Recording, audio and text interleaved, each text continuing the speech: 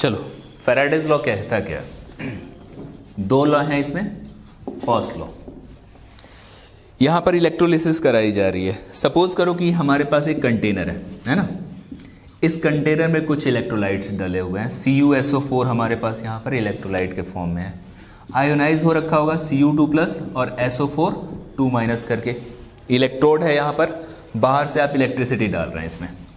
कहता है first law कि जो यहाँ पर मास डिपॉजिट होगा मेटल का, डिपॉजिट होंगे ना, जैसे Cu2+ है, इसको चाहिए होगा 2 इलेक्ट्रॉन, बाहर से मिल जाएगा और ये मेटल में कन्वर्ट हो जाएगा, जाके डिपॉजिट हो जाता है इलेक्ट्रोड पे।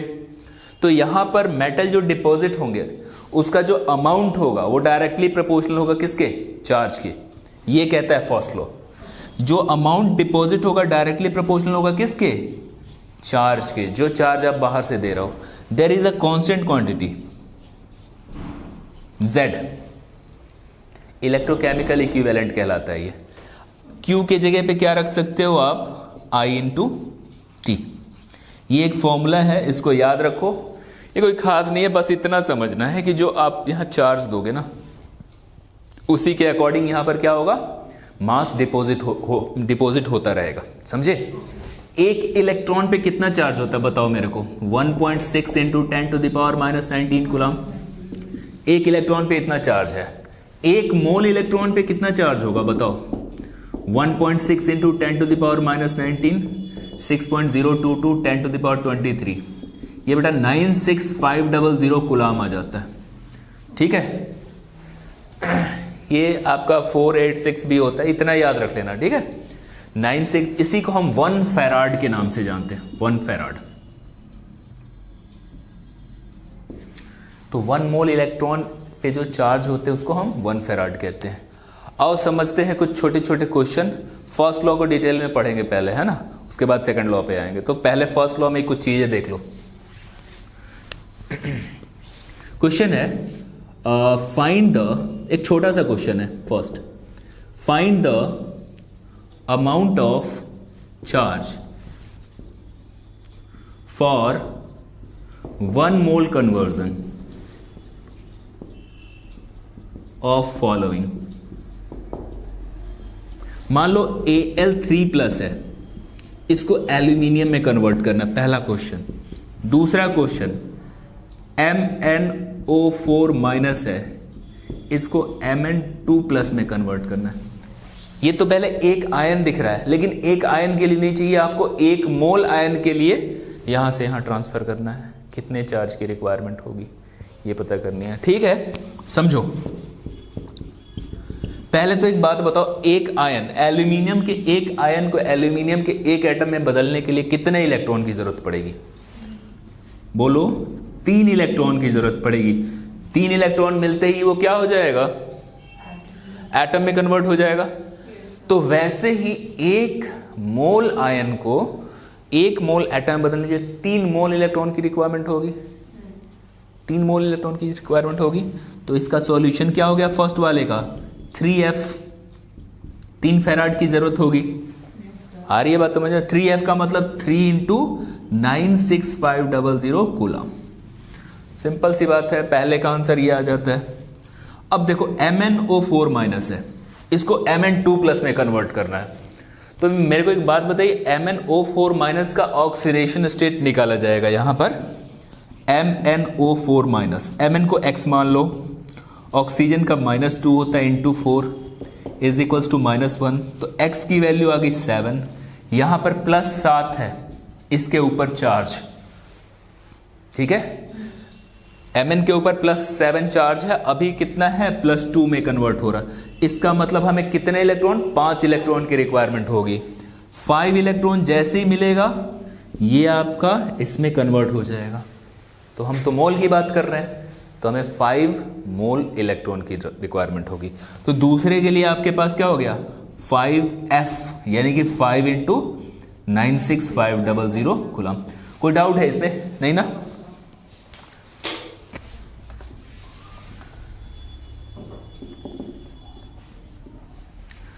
देखो फर्स्ट लॉ में ये क्वेश्चन है, इसको समझते हैं। सपोज करो हमारे पास ये कॉपर सल्फेट का सॉल्यूशन है CuSO4 का सॉल्यूशन है, और यहां पर आप 1.5 एम्पियर का करंट प्रोवाइड कर रहे हो इस इलेक्ट्रोड को। इस सॉल्यूशन के अंदर हम कितना करंट इंसर्ट कर रहे हैं? 1.5 एम्पियर का करंट इसमें पास करा रहे हैं। ठीक है, कॉपर सल्फेट का सॉल्यूशन है। ठीक है, अभी टाइम की वैल्यू रख लीजिए 10 मिनट। हमने 10 मिनट तक इसमें चार्ज को फ्लो कराया। ठीक है, आपसे पूछा गया find the amount of copper that deposits. कितना डिपॉजिट होगा यहां पर? देखो यहां पर कॉपर के आयन्स होंगे। ठीक है, जाएंगे इसके पास, क्या करेंगे? इलेक्ट्रॉन लेंगे वहां पर। Cu2+ जो आयन है वो वहां पर जाके 2 इलेक्ट्रॉन लेगा ना इससे, और किसमें बदल जाएगा? कॉपर का एटम है, डिपॉजिट होना शुरू हो जाएगा। ये थिक हो जाएगा थोड़ी देर के लिए, मोटा हो जाएगा, इस पे लेयर चढ़ जाएंगे। ठीक है, उसका मास पता करना है तुम्हें। अमाउंट का मतलब मास, समझे? सबसे पहले तो एक बात बताइए कि अगर आपको कॉपर के एटॉमिक मास की बात की जाए तो कितनी होती है? 63.5 ग्राम पर मोल। मोल के हिसाब से याद रखना, 63.5 ग्राम पर मोल। इसका मतलब 1 मोल की बात करें ना तो 63.5 ग्राम होती है इसकी मास वैल्यू। 63.5 यूं भी होता है, सिर्फ एक एटम का मास होता है, तो एक एटम थोड़ी नाम लेंगे यहां पर, हम 1 मोल की बात करेंगे। ठीक है, तो 1 मोल को यहां पर डिपॉजिट किया जा रहा है। कितने मोल इलेक्ट्रॉन से? 2f। समझे क्या? 2 मोल इलेक्ट्रॉन का मतलब कितना चार्ज? 2f। कितना मास डिपॉजिट होगा उसके लिए? 1 मोल डिपॉजिट होगा, यानी 63.5 ग्राम डिपॉजिट हो जाएगा। क्लियर है? तो एक बात बताओ, सॉल्यूशन कर रहा हूं यहां पे। Q इज इक्वल्स टू क्या पढ़े हो? IT। I कितना है? 1.5 एम्पियर है। चार्ज की वैल्यू 10 मिनट है बेटा, 10 को ऐसे कर दीजिए। क्लियर हो रही है बातें? तो ये आपका 900 कूलाम आ जाता है। 900 कूलाम यहां पर आपने चार्ज प्रोवाइड किया हुआ है। ठीक है, अब सुन लो, अगर तुम्हें 63.5 ग्राम को डिपॉजिट करना है उसके लिए कितना चार्ज दे रहे हो? 2f मतलब 2 × 96500 कूलाम। ठीक है, लिखोगे since 2 × 96500 coulomb provides 63.5 gram of copper, इसलिए 1 कूलाम कितना होगा? 63.5 अपॉन 2 × 96500। इतने ग्राम का यहां पर कॉपर डिपॉजिट 1 कूलाम के थ्रू होगा। लेकिन हमारे पास चार्ज कितना है? 900 कूलाम है, क्योंकि हम चार्ज कितना प्रोवाइड कर रहे हैं? 10 मिनट के लिए 1.5 एम्पियर को पास करा रहे हैं, तो इसलिए आपने 63.5 डिवाइडेड बाय 2 × 96500, 900 से मल्टीप्लाई कर दो, यही तुम्हारा क्या आ जाएगा? यही वो मास डिपॉजिट होगा। ठीक है, क्लियर होगी बात? फर्स्ट वाला जो ये है ना लॉ, यही कहता है मास जितना भी डिपॉजिट हो किस पे डिपेंड करना है? उसे चार्ज पे डिपेंड करना है। जो चार्ज दोगे उतने मास डिपॉजिट होगा। सेकंड लॉ क्या कहता है? सेकंड लॉ के बारे में देखो, अगर मान लो मेरे पास बहुत सारे सॉल्यूशंस हैं, ऐसे करके 2 सॉल्यूशन मान लो, ठीक है, और दोनों को आपने किस में कनेक्ट कर रखा है? सीरीज के अंदर कनेक्ट कर रखा है। सपोज करो कि हमने क्या कर रखा है, एक से ज्यादा सॉल्यूशन है, उनको सीरीज में कनेक्ट कर रखा है। सीरीज में कनेक्ट होने का मतलब यहां पर यह है कि सेम अमाउंट का चार्ज हम दोनों सॉल्यूशन के अंदर पास करा रहे हैं। 2 से ज्यादा सॉल्यूशन भी हो सकते हैं। तो मेरे पास इस तरीके से 2 सॉल्यूशन है। यहां पर सपोज कीजिए कि CuSO4 का सॉल्यूशन है, यहां पर AgNO3 का सॉल्यूशन है, ऐसा। ठीक है, कहता है सेकंड लॉ कि if 2 or more solutions, 1 or more solutions, ठीक है ना, connected in series, then mass deposited is directly proportional to equivalent mass of metal। मान लो कि हमारे पास यहां पर डिपॉजिट कौन होगा? कॉपर ही तो होगा, कॉपर यहां पर डिपॉजिट होगा कॉपर सल्फेट के सॉल्यूशन में से, यहां AgNO3 के सॉल्यूशन में से Ag डिपॉजिट होगा, मेटल तो यही डिपॉजिट होगा, ठीक है। तो यहां पर जो कॉपर का मास होगा वो कॉपर के इक्विवेलेंट मास के प्रोपोर्शनल होगा, यहां पर जो Ag का मास होगा Ag के इक्विवेलेंट मास के प्रोपोर्शनल होगा। इक्विवेलेंट मास होता क्या समझो, atomic mass divided by charge, समझे क्या, atomic mass divided by charge, यही कहलाता है आपका इक्विवेलेंट मास। तो अगर यहां पर W1 डिपॉजिट हो रहा है तो वो डायरेक्टली प्रोपोर्शनल होगा किसके, E1 के, ठीक है। अगर यहां पर W2 डिपॉजिट हो रहा है तो वो डायरेक्टली प्रोपोर्शनल होगा E2 के। E2 और E1 क्या है, इक्विवेलेंट मास ऑफ कॉपर और equivalent mass of Ag silver, है ना। तो W1 अपॉन W2 को अगर डिवाइड भी कर दोगे तो क्या बनेगा, E1 अपॉन E2। प्रोपोर्शनलिटी के साइन को हटाते कांस्टेंट आता है ना, वो कट जाएगा, कैंसिल हो जाएगा। तो इस तरीके से W1 upon W2 E1 upon E2 के इक्वल होगा। एक क्वेश्चन के थ्रू समझ लो, बहुत आसान है क्वेश्चन, यही है, इसी में क्वेश्चन मैं बता दे रहा हूं। देखो मान लो कि मेरे पास 3 सॉल्यूशन है,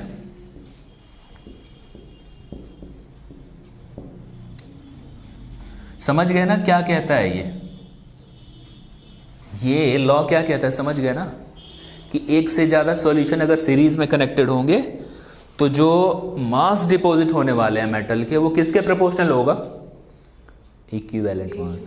इक्विवेलेंट मास, इक्विवेलेंट मास क्या होता है, एटॉमिक मास ऊपर रखेंगे उसका चार्ज नीचे। अगर मान लो तुम्हारे पास कॉपर के बारे में पता है तो कॉपर का एटॉमिक मास 63.5 होता है, चार्ज 2 आता है उस पर Cu2+, तो उससे डिवाइड कर दो, वो इक्विवेलेंट मास आ गया, समझे क्या, कोई दिक्कत है। मेरे पास बेटा देखो क्वेश्चन है कुछ इस तरीके से, इसको समझिए। 3 सॉल्यूशन है, ठीक है, ये आपका CuSO4 का सॉल्यूशन है, ये आपका AgNO3 का सॉल्यूशन है, और ये आपका ZnSO4 का सॉल्यूशन है, ठीक। कहता क्या है कि यहां पर जो I की वैल्यू है वो 2 एम्पियर है, 2 एम्पियर का करंट आपने पास कराया तीनों सॉल्यूशन में जो सीरीज में कनेक्टेड है। कितने टाइम के लिए पास कराया नहीं पता, लेकिन ये जो Ag का मास है, Ag का जो मास है 1.04 ग्राम डिपॉजिट हो रहा है। सपोज कर लो इतने ग्राम का Ag डिपॉजिट हो रहा है वहां पे, क्लियर है। अभी इसका मास नहीं पता, कॉपर का भी मास नहीं पता और जिंक का भी मास नहीं पता, इन दोनों के मास पता करने हैं आपको, समझ रहे हो इस बात को। कॉपर का और जिंक का तुम्हें मास पता करना है, टाइम कितना लग रहा है ये भी पता करना है, कैसे करें ये क्वेश्चन है। चलो सॉल्यूशन देख लेते हैं, क्लियर हुआ ना क्वेश्चन। चलिए तो सबसे पहले Ag पे फोकस करो। Ag को क्या चाहिए, Ag प्लस होता है, एक चार्ज होता है, उसे सिर्फ एक इलेक्ट्रॉन चाहिए, तब जाके वो Ag मेटल में कन्वर्ट हो जाएगा। Ag का जो एटॉमिक मास होता है वो होता है 108 ग्राम। उसको डिपॉजिट करने के लिए तुम्हें कितना 96500 कूलाम रिक्वायरमेंट होगी। क्लियर हो रहा है कि नहीं हो रहा, बोलो पक्का ना। 1 मोल इलेक्ट्रॉन चाहिए होगा तभी तो 1 मोल हमारे पास एटम वहां पे डिपॉजिट होगा। उसका मास भी पता है 108 ग्राम, सबका एटॉमिक मास अपने याद रखना होगा, ठीक है। चलिए चार्ज कितना पास कराया जा रहा है ये तो नहीं पता है ना तुम्हें, क्योंकि तुम्हें सिर्फ करंट पता है। तो चार्ज की वैल्यू क्या होती है, Q इज टू IT होती है। I तो हमें पता है 2, टाइम ही नहीं पता है, तो 2T हमारे पास 2T कूलाम चार्ज हो गए, ये समझ लो, ठीक है। आओ 108 gram of Ag, since 108 gram of Ag is deposited bye कितना 96500 कूलाम ऑफ चार्ज। समझ रहे हैं इस बात को। 1 ग्राम को डिपॉजिट करना हो तब कितना होगा, डिवाइड हो जाएगा इतना कूलाम। लेकिन तुम्हारे पास ये तो पता है Ag का कितना मास डिपॉजिट हो रहा है, वो पता है 104 ग्राम। तो 104 ग्राम को डिपॉजिट करना हो तो क्या होगा, 96500 108 इंटू 1.04, ये 1.0, ये हमारे पास चार्ज आ गया। This is the charge that require to deposit that much amount of Ag। और चार्ज का फॉर्मूला क्या पढ़े हो आप, IT पढ़े हो ना। Q की जगह पे पता है आपको 96500 इंटू 1.04 डिवाइडेड बाय 108। I की जगह पे पता है आपको 2 एम्पियर इंटू T नहीं पता, आसानी से निकल जाएगा। क्या करेंगे, 2 से डिवाइड कर देंगे, T निकल गया, सिंपल। ये वाला क्लियर हुआ, टाइम निकल गया। ये नहीं पता अभी आपको, ये चलते हैं देखते हैं। तो सेकंड लॉ को अप्लाई करो यहां पर। देखो सेकंड लॉ को कैसे अप्लाई करोगे, वेट ऑफ कॉपर और वेट ऑफ Ag, इन दोनों का ratio E of copper E of Ag के इक्वल होगा। सेकंड लॉ यही कहता है ना कि जो डिपॉजिट होने वाले जो अमाउंट है उसका रिलेशन किससे होता है, इक्विवेलेंट मास से होता है। कॉपर के लिए बता दो मेरे को कितना होता है equivalent, 63.5 divided by 2, by 2 charge होता है। Ag का कितना मास होता है बताओ, डिवाइडेड बाय, बहुत बढ़िया। इसका मास पता करना है तुम्हें, इसका तो पता ही है ऑलरेडी, 1.04 है ना। अब इसको कैलकुलेट करके निकाल सकते हो आप, क्रॉस इनटू करना आ जाएगा यहां से।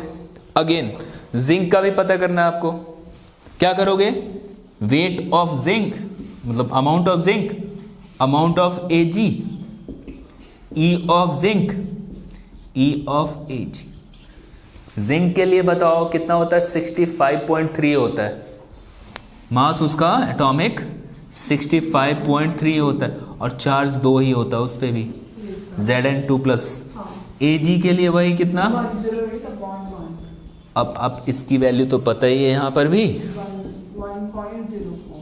You can easily calculate it. Okay, तो ये भी क्लियर हो गया, फर्स्ट सेकंड दोनों क्लियर हो गए, ठीक है। Electrochemistry deals with the relationship of chemical reaction to the electrical changes, है ना। तो सबसे पहले हम बात कर लेते हैं इलेक्ट्रोलिसिस क्या होती है। मान लो मेरे पास ये कंटेनर है और कंटेनर के अंदर हमने क्या रख दिया, कोई इलेक्ट्रोलाइट को रख दिया, किसी इलेक्ट्रोलाइट को रख दिया। इलेक्ट्रोलाइट्स क्या होते हैं, जब हम उसमें डिसॉल्व करते हैं उसको तो वो आयंस में टूट जाते हैं, जैसे NaCl हुआ, ठीक है। एक्वस सॉल्यूशन में रखोगे तो क्या होगा, Na+ और Cl- में इस तरीके से टूट जाएगा। तो ये भी 2 तरीके के होते हैं, एक होता है आपका स्ट्रॉन्ग इलेक्ट्रोलाइट। इलेक्ट्रोलाइट्स क्या होते हैं, जो आयोनाइज हो जाते हैं एक्वस सॉल्यूशन के अंदर, ठीक है। स्ट्रॉन्ग इलेक्ट्रोलाइट 100% डिसोसिएशन होता है उनका, ठीक है। और वीक इलेक्ट्रोलाइट्स कैसे होते हैं, वीक इलेक्ट्रोलाइट्स कैसे होते हैं, जिनका पार्शियल डिसोसिएशन होता है।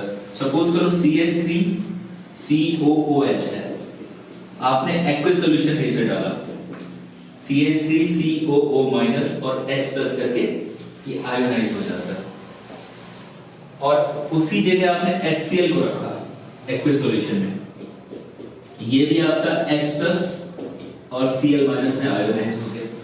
अगर यहाँ पे 2 मोलर सॉल्यूशन रखोगे, after some time, after dissociation यहाँ 0 बचेगा, कुछ नहीं बचेगा, क्योंकि 100% डिसोसिएट हो जाता है, ठीक है।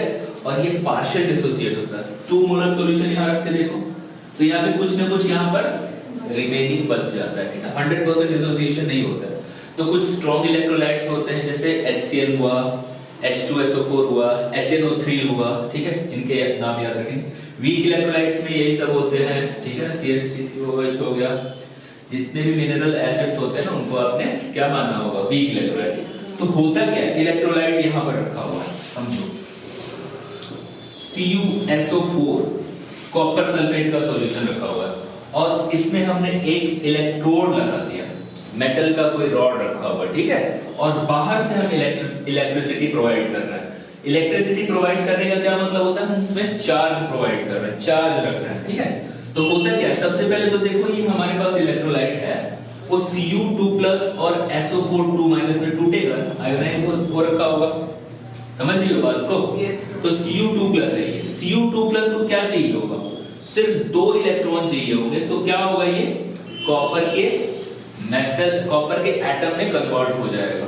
तो मान लो कि मैंने ऊपर से क्या किया, बाहर से इलेक्ट्रिसिटी प्रोवाइड करी है, यहां पर 2 इलेक्ट्रॉन उसे मिले, जो सॉल्यूशन के अंदर Cu2+ आयन है जाएंगे कहां, इलेक्ट्रोड के पास, और 2 इलेक्ट्रॉन उसे ले लेंगे, और लेने के बाद एटम में कन्वर्ट हो जाएंगे और यहां पर डिपॉजिट होने शुरू हो जाएंगे।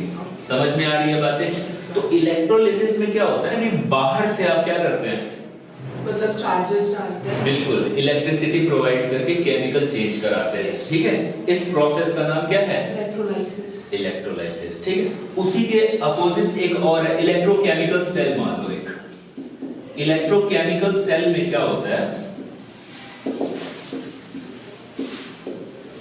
इसके बारे में हम डिटेल में बात करेंगे अभी, लेकिन अभी फिलहाल समझ लो, इसमें केमिकल चेंजेस कराए जाते हैं और इससे हम इलेक्ट्रिसिटी जनरेट करते हैं। समझ में आ गई बात? यहां पर इलेक्ट्रिसिटी प्रोवाइड करके केमिकल चेंज कराया जा रहा है, ठीक है। यहां पर क्या किया जा रहा है, केमिकल चेंज करा के इलेक्ट्रिसिटी प्रोवाइड किया जा रहा है, ठीक है। कोई डाउट है इसमें? याद रखना, यहां पर जो ऑक्सीडेशन होता है ना, जिसपे LOAN, एनोड हमारा यहाँ नेगेटिव प्लेट होता है इलेक्ट्रोकेमिकल सेल के अंदर, एनोड को क्या मानते हैं, नेगेटिव प्लेट। इस केस में एनोड को पॉजिटिव प्लेट। ये थोड़ा डिफरेंस याद रख लेना, ठीक है। फिजिक्स में पढ़ा है ना रेजिस्टेंस के बारे में, तो रेजिस्टेंस क्या होता है, जो फ्लो ऑफ चार्ज को रोकता है, ठीक है। जैसे मान लो हमारे पास ये कंडक्टर है, इसका क्रॉस सेक्शन एरिया A है, लेंथ L है, तो इसके रेजिस्टेंस की वैल्यू डायरेक्टली प्रोपोर्शनल होती है लेंथ के, इनवर्सली प्रोपोर्शनल होती है एरिया ऑफ क्रॉस सेक्शन के। इन दोनों को कंबाइन करोगे तो L/A आ गया, और इस प्रोपोर्शनलिटी के साइन को हटाओगे, एक क्वांटिटी आती है rho, this is known as resistivity. तो रेजिस्टिविटी होती है क्या, बाद में बात करेंगे। पहले तो रेजिस्टेंस क्या होता है, जो रोकता है फ्लो ऑफ चार्ज को, और इसकी वैल्यू इतनी होती है, ठीक है। तो रेजिस्टेंस की SI यूनिट क्या होगी, रेजिस्टेंस की SI यूनिट ओम होती है, ओम, इस तरीके से रिप्रेजेंट किया जाता है।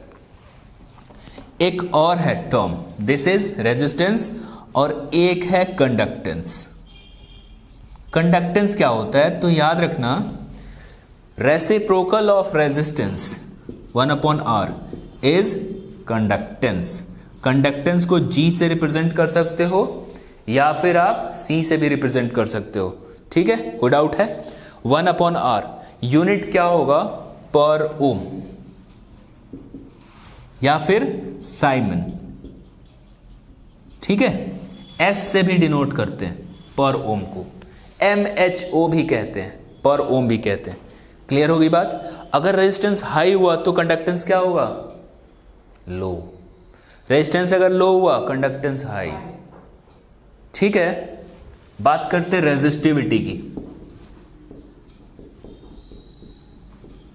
रेजिस्टिविटी रो से रिप्रेजेंट करी जाती है।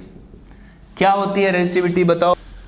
रेजिस्टिविटी क्या है, resistivity is a resistance for unit volume of conductor.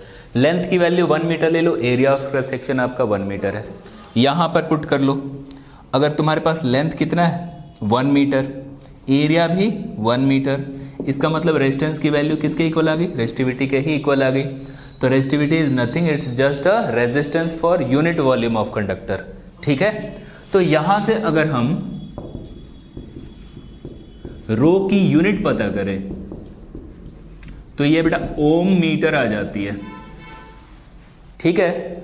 Om metre is the SI unit for resistivity. There is another constant quantity and another quantity, conductivity। Conductivity को कापा से represent करते हैं। ये जैसे कंडक्टेंस हुआ, reciprocal of resistance, conductivity is the reciprocal of resistivity.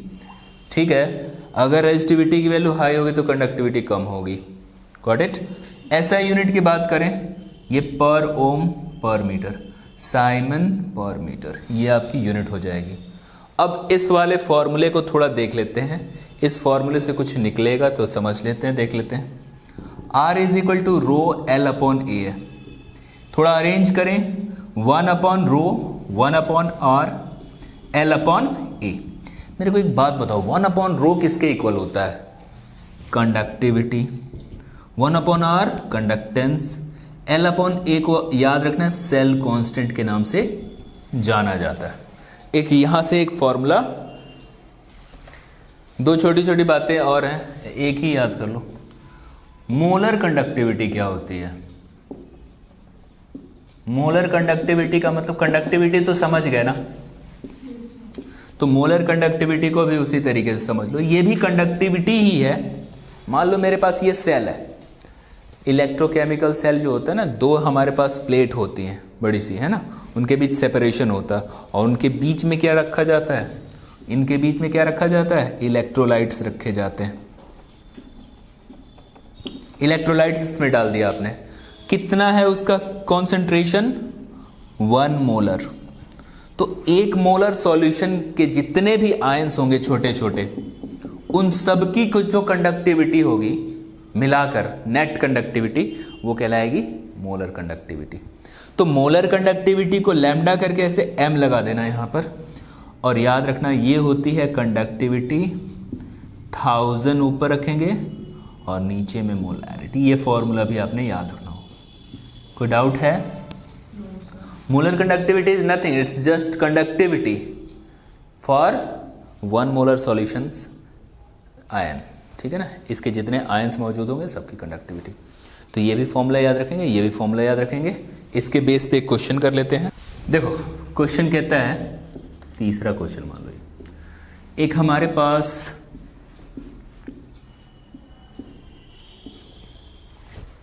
Cell है, cell के अंदर रखा हुआ 0.01 molar KCl solution. KCl is an electrolyte. इसको हमने इसके अंदर फिल कर रखा है। ये रेजिस्टेंस प्रोवाइड कर रहा है 100 ओम का। ठीक है, इसकी जो कंडक्टिविटी है वो है 1.29, इतनी कंडक्टिविटी है। Got it. अब क्या किया गया, ये केस 1 है बेटा। अब क्या किया गया कि केस 2 में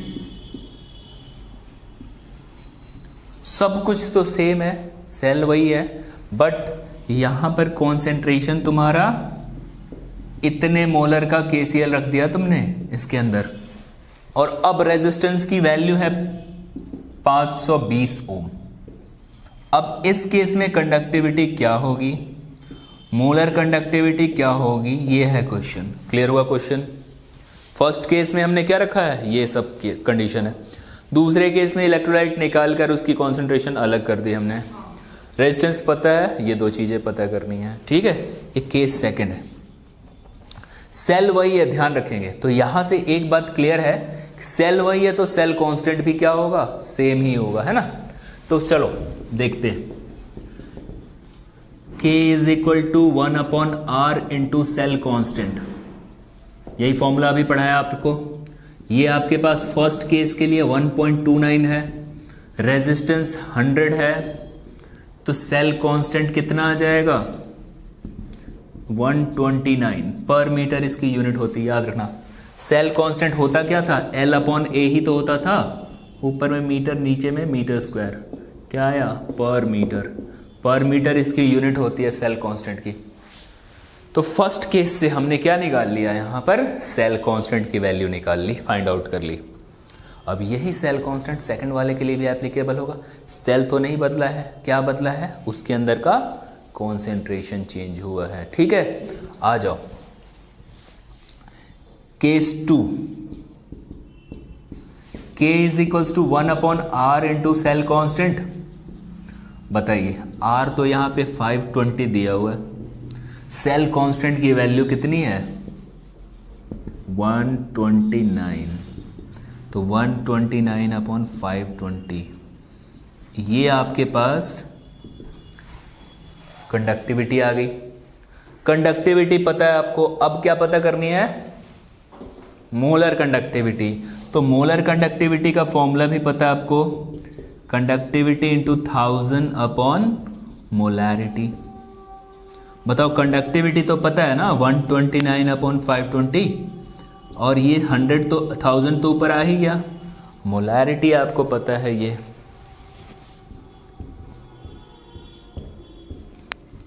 ये बेटा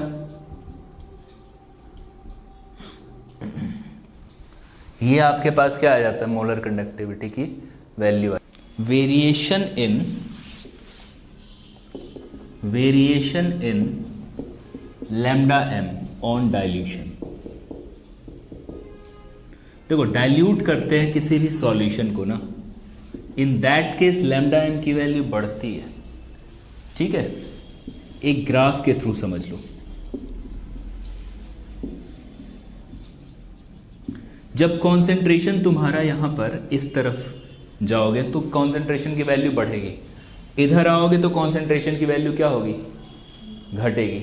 समझे? एक ग्राफ है ये स्ट्रॉन्ग इलेक्ट्रोलाइट के लिए। स्ट्रॉन्ग इलेक्ट्रोलाइट 100% डिसोसिएट होता है, आपको पता होना चाहिए। ठीक है, तो स्ट्रॉन्ग इलेक्ट्रोलाइट के लिए हमने क्या किया? अगर हम इस ओर आ रहे हैं, यहां पर आ रहे हैं, लैम्डा एम की वैल्यू बढ़ रही है, एक सर्टेन पॉइंट पे, इस पॉइंट पे यहां पर जब हम पहुंच जाते हैं, कॉन्सेंट्रेशन बिल्कुल जीरो कर देते हैं। कॉन्सेंट्रेशन जीरो का मतलब क्या होता है? 100% डाइल्यूशन हो जाता है, इनफाइनाइट डाइल्यूशन। ठीक है, तो इनफाइनाइट डाइल्यूशन पे उस पे जो हमारे पास लैम्डा एम की वैल्यू निकलती है, इसको लैम्डा एम जीरो कहते हैं। नाम क्या है इसका? Limiting molar conductivity. Limiting molar conductivity. समझे क्या? लिमिटिंग मोलर कंडक्टिविटी इसकी वैल्यू होती है, कहते हैं इसको। लेकिन यही अगर तुम वीक इलेक्ट्रोलाइट के केस में देखोगे तो वीक इलेक्ट्रोलाइट के केस में आपको कुछ वैल्यू नहीं मिलेगी, कोई फिक्स वैल्यू नहीं मिलेगी इनफाइनाइट डाइल्यूशन पे।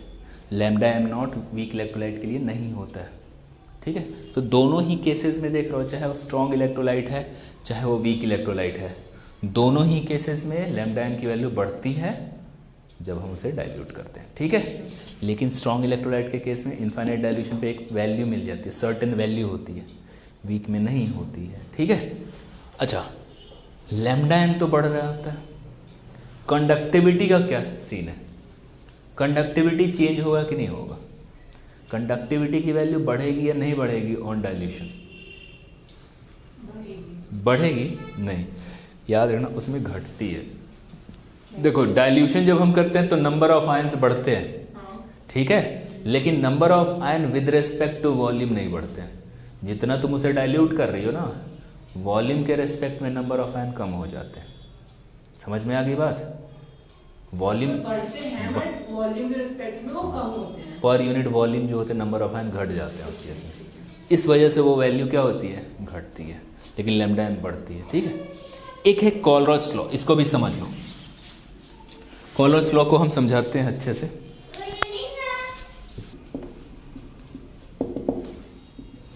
कॉलरॉच लॉ कहता क्या है? अकॉर्डिंग टू कॉलरॉच लॉ, अगर तुम्हें किसी का भी लैम्डा एम नॉट चाहिए, ठीक है, किसी इलेक्ट्रोलाइट का लैम्डा एम नॉट चाहिए, तो उस इलेक्ट्रोलाइट्स में जितने कैटायंस हैं, जितने एनायंस हैं, उन सब के, जितने कैटायंस हैं, जितने एनायंस हैं, उन सब के लैम्डा एम नॉट की वैल्यू के सम के इक्वल होती है। सपोज करो कि हमारे पास Na2SO4 Al2SO4 का होल थ्राइस है। इसको तुम वाटर के अंदर एक्वस सॉल्यूशन में डालोगे तो किस में कन्वर्ट होगा? एल्यूमिनियम में कन्वर्ट होगा, SO4 में कन्वर्ट होगा।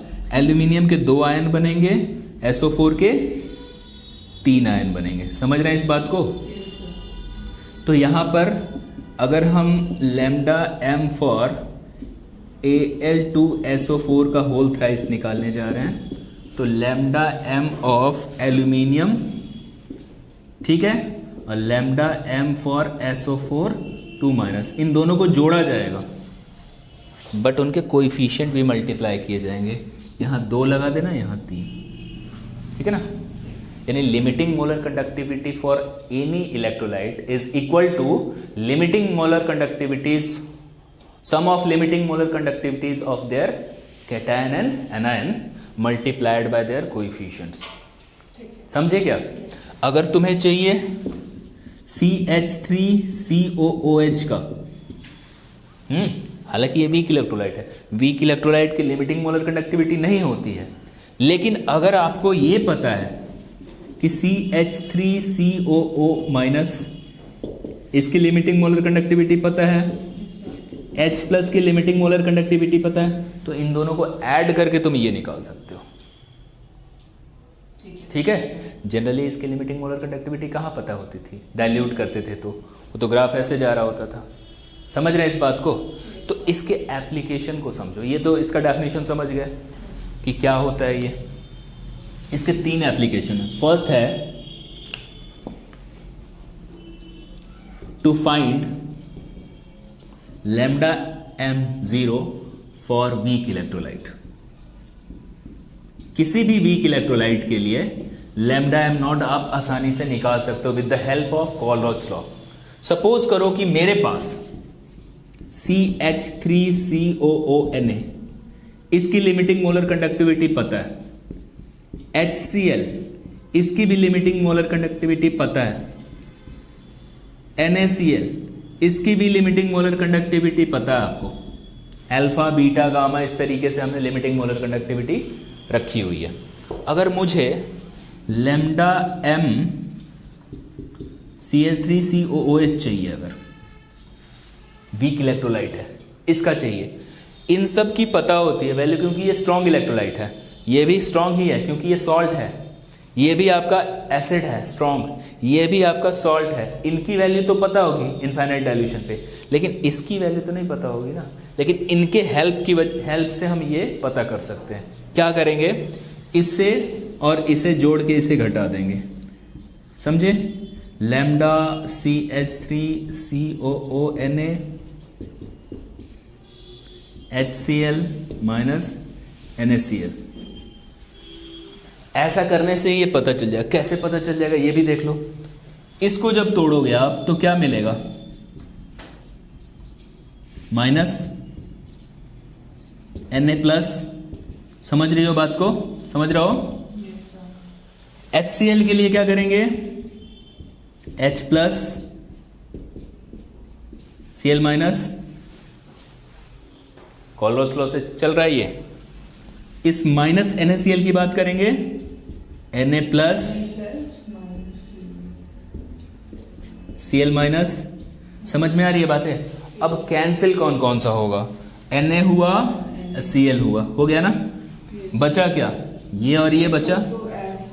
और अभी मैंने बताया इन दोनों का अगर हमें पता हो ये निकल जाएगा। तो अगर इसकी वैल्यू हमें पता करनी है ना, तो आपको ऐसे कुछ सॉल्ट दे रखे होंगे, हाँ एप्रोप्रिएट होंगे वो, है ना, उनकी हेल्प से आप निकाल सकते हो, ठीक है।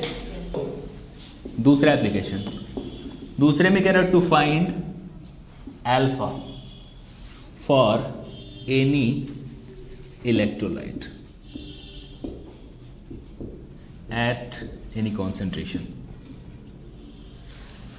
ठीक है, देखो जैसे कि ये हमारे पास ग्राफ था ऐसा करके, ठीक है, इस पर्टिकुलर कॉन्सेंट्रेशन पे हमें लैम्डा एम कुछ मिला होगा, कुछ वैल्यू मिली होगी, है ना। इस पर्टिकुलर कॉन्सेंट्रेशन पे, सी कॉन्सेंट्रेशन मान लो, इस कॉन्सेंट्रेशन पे मुझे अल्फा चाहिए, तो अल्फा बहुत आसानी से आप पता कर सकते हो। सी कॉन्सेंट्रेशन को ऊपर रखो, उस पर्टिकुलर कॉन्सेंट्रेशन पे लैम्डा एम की वैल्यू जो होगी ऊपर रखी जाएगी, और इनफाइनाइट डाइल्यूशन पे जो वैल्यू होगी जो हमने अभी पता करी है उसको नीचे रखोगे तो अल्फा निकल के आ जाएगा यहाँ से। अल्फा तो वीक इलेक्ट्रोलाइट की का ही होता है, स्ट्रॉन्ग इलेक्ट्रोलाइट का अल्फा 1 होता है, याद रखना 100% डिसोसिएशन हो जाता है, वीक इलेक्ट्रोलाइट का ही अल्फा होता है। तीसरा, टू फाइंड के आयोनाइजेशन कांस्टेंट को भी पता किया जा सकता है। सपोज करो कि वही एसिड है हमारे पास CH3COOH, ये डिसोसिएट हो गया इस तरीके से, ठीक है। C मोलर कॉन्सेंट्रेशन लिया बेटा, C में से क्या घटेगा, C अल्फा, यहां पे भी C अल्फा, यहां पर भी C अल्फा। अब देखो आपको चाहिए क्या, K। 11th क्लास में K मेजर करने का क्या तरीका था, इन दोनों को ऊपर रखा जाता था, ठीक है। एक्टिव मास ऑफ प्रोडक्ट ऊपर रखा जाता था, एक्टिव मास ऑफ रिएक्टेंट नीचे रखा जाता है, यानी ये दोनों ऊपर रखे जाएंगे, ये नीचे रखा जाएगा, ठीक है। C alpha C minus C alpha, ये आपका हो जाएगा C alpha square 1 minus alpha, ये K निकल के आ जाता है यहाँ से। डिसोसिएशन कांस्टेंट आपका आसानी से निकल जाएगा यहाँ पर with the help of Kohlrausch law. तो कॉलरॉच लॉ पे एक क्वेश्चन हो जाए अच्छा सा, इन तीनों, चलो अब ये क्वेश्चन समझ लेते हैं, तीनों एप्लीकेशन यहाँ पर आ जाएंगे अच्छे से। कह रहा है कि आप लैम्डा एम पता करो CH3COOH का, ठीक है। लैम्डा एम में हम वीक एसिड का लैम्डा एम पता कर रहे हैं, M नॉट। क्या करेंगे, इनकी हेल्प चाहिए होगी, विदाउट दीज आप नहीं पता कर, कॉलरॉच लॉ लगा दो। जैसे आपको अगर चाहिए लैम्डा एम फॉर CH3COOH, तो उसके लिए तुम क्या करते हो, इसको और इसको ऐड करते हो, इसको घटाते हो, याद है ना, अभी करा है ना, अभी 108 और 33 ऐड करके 82 को सब्ट्रैक्ट कर दो, ये आपका निकल के आ जाता है क्या, lambda am not for CH3COOH। अभी तुम्हें और क्या चाहिए, अभी तुम्हें चाहिए Ka चाहिए, तो Ka के लिए हमें अल्फा भी चाहिए होगा, तो अल्फा के लिए बताओ क्या करते हैं, C कॉन्सेंट्रेशन पे और इनफाइनाइट डाइल्यूशन पे इन दोनों की वैल्यू को डिवाइड कर दी जाएगी। C कॉन्सेंट्रेशन पे ये पता है तुम्हें, उस पर्टिकुलर कॉन्सेंट्रेशन पे जो कि कितना है 0.01, तो हमने वो वैल्यू 42.5 ऊपर रख देनी है, और ये जो वैल्यू है जो हम कैलकुलेट करेंगे यहाँ से, ठीक है, उसको नीचे रख देना, अल्फा निकल जाएगा यहाँ से, बोलो। फिर तीसरे में क्या कह रहा है, Ka निकालो, Ka के लिए क्या होता है, C alpha square 1 minus alpha. C भी पता है तुम्हें, कॉन्सेंट्रेशन, अल्फा भी पता है तुम्हें, रखो यहाँ पे, आ जाएगा ना। तो ऐसे क्वेश्चंस आप आसानी से कर लेंगे।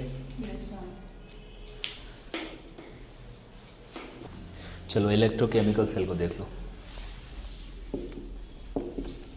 इलेक्ट्रोकेमिकल सेल का मतलब क्या होता है भाई, जो कि केमिकल एनर्जी को किस में बदलती है, इलेक्ट्रिकल एनर्जी में कन्वर्ट करती है, ठीक है। तो इसमें जो बेसिक है उसको समझ लो। जैसे मान लो कि मेरे पास यहाँ पर 2 इलेक्ट्रोलाइट दिए हुए हैं ना, अलग अलग कंटेनर में, और यहाँ पर ये है कॉपर का रॉड, इसके अंदर है CuSO4 का सॉल्यूशन, ये रहा आपका जिंक रॉड, और ये रहा आपका ZnSO4 का सॉल्यूशन, ठीक है। इन दोनों को आपने कनेक्ट कर रखा है वोल्ट मीटर से, और ये दोनों सॉल्यूशन एक दूसरे से कनेक्टेड है थ्रू यू ट्यूब के शेप का होता है एक, ठीक है, बिल्कुल सॉल्ट ब्रिज के थ्रू ये कनेक्टेड है। 2 अलग अलग सॉल्यूशन है। होता क्या है इसमें समझो, अगर मैं जिंक वाले से चलूं तो जिंक को क्या करना है,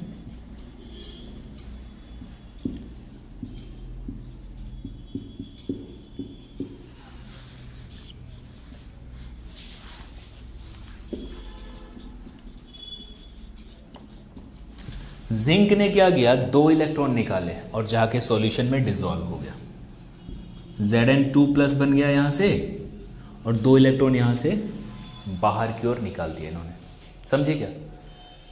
ये जिंक की रॉड है ना, रॉड को क्या किया इस सॉल्यूशन ने, एनर्जी प्रोवाइड किया। एनर्जी प्रोवाइड करते हुए उसके 2 इलेक्ट्रॉन क्या हो गए, निकल गए और खुद जाके सॉल्यूशन में डिसॉल्व हो गया, Zn2+। समझ रहे हो बात को?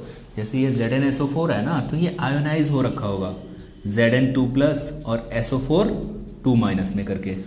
लेकिन जैसे ही तुमने क्या किया, उसको सॉल्यूशन में डाला उस रॉड को, तो Zn2+ का अमाउंट धीरे धीरे बढ़ने लगा, क्योंकि वो क्या हो रहा है, आयोनाइज होना शुरू हो जा रहा है और बाहर में इलेक्ट्रॉन, बाहर की ओर इलेक्ट्रॉन यहाँ से प्रोवाइड कर रहा है, ठीक है, इस वायर को। अब यही इलेक्ट्रॉन कहाँ आता है, यहाँ।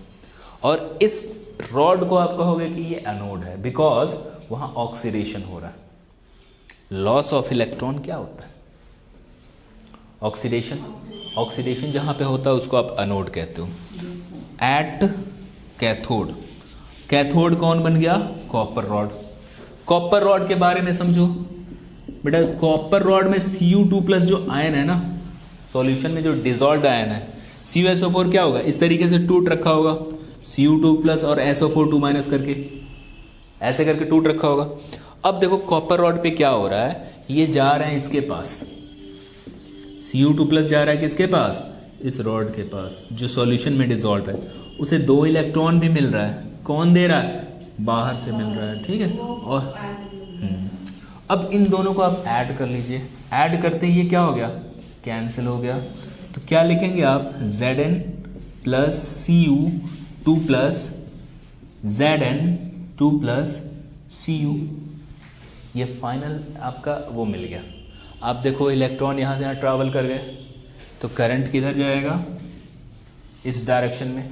तो करंट की वैल्यू भी तुम्हें पता चल गई, करंट प्रोवाइड कर रहा है ना इस इलेक्ट्रिकल चेंज करके।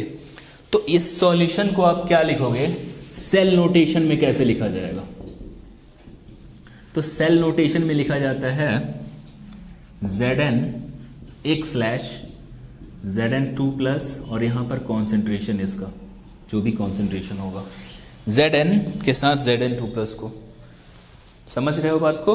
फिर डबल स्लैश, डबल स्लैश क्या रिप्रेजेंट करता है, यहाँ पर डबल स्लैश रिप्रेजेंट करता है सॉल्ट ब्रिज को, ठीक है। फिर रखा जाएगा Cu2+ और इसकी कॉन्सेंट्रेशन वैल्यू, और फिर में यहाँ पर कॉपर को रखा जाएगा।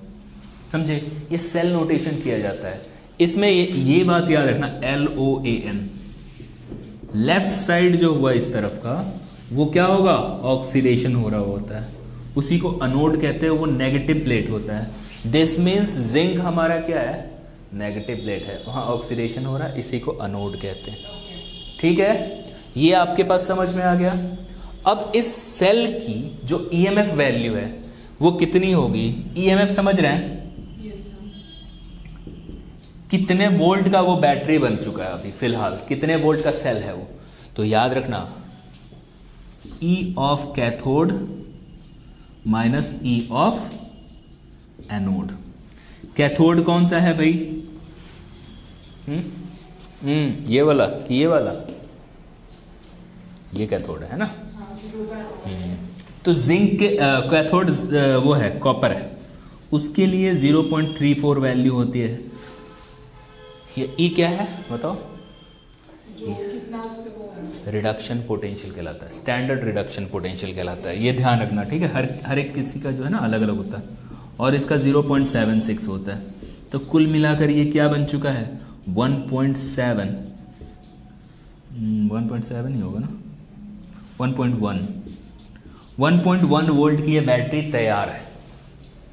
लेकिन इस बैटरी को इतने पोटेंशियल पे ही नहीं रहना है, धीरे धीरे जो कंसंट्रेशन चेंज होगा अब जिंक का, और ये वो होते जाएगा, इसके डिस्चार्ज होते जाएगा ये बैटरी, है ना।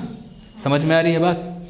कुछ टाइम के बाद बिल्कुल ही वो ज़ीरो पोटेंशियल पे आ जाता है। जैसे जैसे आप आगे बढ़ोगे ना, कंसंट्रेशन की वैल्यू चेंज होगी। ध्यान रखना कि एक इक्वेशन अभी पढ़ेंगे, नर्नस्ट इक्वेशन, वो बताता है किसी पर्टिकुलर कॉन्सेंट्रेशन पे कितने EMF की वैल्यू होगी, ठीक है। आगे चलेंगे।